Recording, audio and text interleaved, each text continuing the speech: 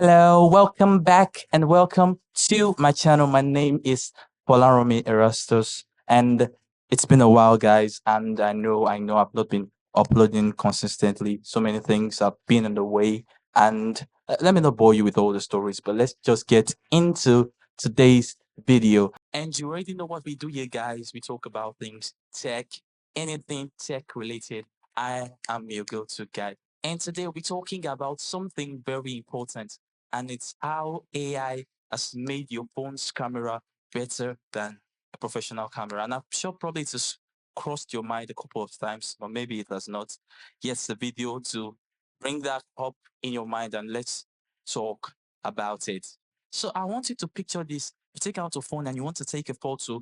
Probably it's in the night and or at dinner or outside, and that place has low light, and you take the picture and you find out that wow, the thing comes out so great, even better than you expected, and you begin to ask the question of wow, this is my phone, how did it do that? I used to think it was just a better camera, but it is not.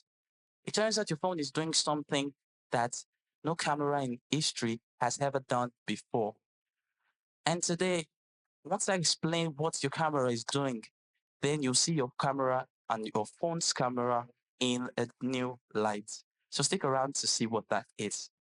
Okay, for most of photography's history, the camera had just one job: collect light and record exactly as it is. That was it. That was the whole game. The better your camera was at collecting that light, the sharper your lens, the bigger the sensor, the better your photo. And professional photographers knew this, and that's why they spent a lot of money on lens and cameras, spending up to 800, even more, $400 for lens. Very, very expensive lens and cameras. So the logic was more hardware, a better photo. And for a long time, nobody questioned that rule. It was just true. But something happened, and it didn't come from a camera company. It came from a software team. See, while camera companies were competing on who could build a bigger, a better, a sharper, and more expensive lens, the phone companies had a different idea, and they were asking a different question. And the question was, how can we make use of the light that we already have and make it better? And that shift in thinking, that line of thought, led to what we call computational photography, which is just a fancy way of saying your phone uses AI to build a better photo than your camera lens could ever take.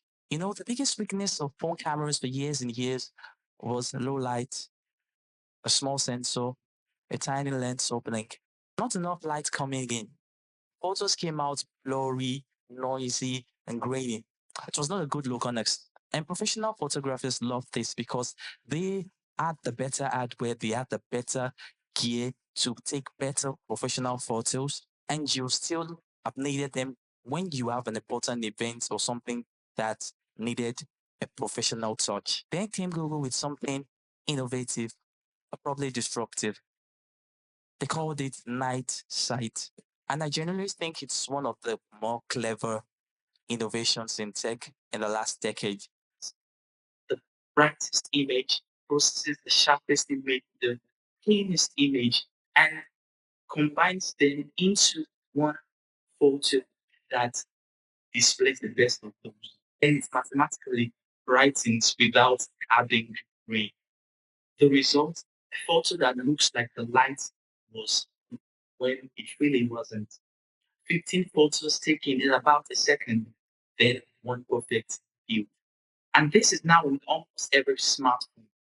Google Pixel does it, the iPhone does it, Samsung does it, even low tier phones also have the versions of it.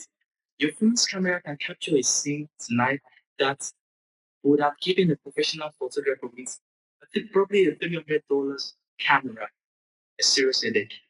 But that's just nice stuff. Here's something more impressive and something you use every day, but you might not even have taken a notice that you actually do use it. But here's the thing that really got me. Thing that made me to stop and think, wow.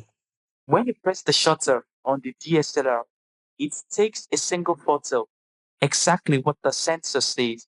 that single moment of light and captures it. The phone operates in a different light when the shutter button is pressed. It captures 5 to 15 frames under a second. And whilst it is doing that, it takes the sharpest photo, the photo with the best focus, the photo that's the cleanest, the photo that has the best exposure, and adjust the color, reduce the noise, and ends you one image that is better than any single frame it initially took. So the AI did most of the heavy lifting. It takes the photo and picks the best out of everything and gives you the best. And that's done even before your thumb left the screen. Now, I have to be honest, I'm not saying that the phone's camera is better than the professional cameras, the cameras you buy for hundreds of thousands of dollars. Obviously not. They are better in many other situations. For example, let's take a photographer that is capturing very, very fast motions or is a sport photographer. Then, in that situation, the DSLR or other professional high-end professional cameras have a better edge because the full frame sensor holds up better and it's better for large image captures. But for the photos you take every day, the ones you post on WhatsApp, on Instagram, Facebook, but do you still use Facebook? I, I, I, I don't use Facebook. I've never been part of Facebook, so I don't know if people still. But I'm sure there are a couple of people that still. I think my mom does. Yes.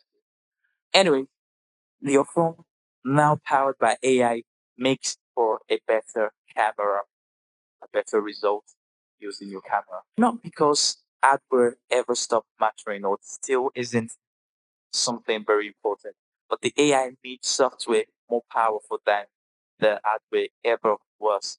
Now, obviously, hardware has its place. So the next time someone says a real camera is always going to beat your phone's camera in every situation, you now know the answer. Obviously, good cameras that you spend expensive and working amounts of money are good and will give very great results, better than the phone cameras in many, many situations. But there are specific situations that even your camera, your phone's camera, with a good lighting, with a good processor, and with a good lens and sensor, they give equivalent, very similar results. So you can give a kudos to your camera if you're using a good phone. That so in conclusion, your phone doesn't just collect light; it thinks about the light, how it can process the light, and give you something better than you actually see or can take on your own without itself. So I'm curious, guys.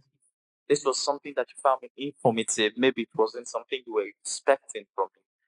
Um, you can do it. Just drop your comments. Maybe drop the phone that you're using, your experience, photography, and how you found that your phone really, even though it's not the best, giving you a very good quality. So just drop down your comments, and I'll see you down in the or up, no down, still not down, down in the comment section. Anyone I say.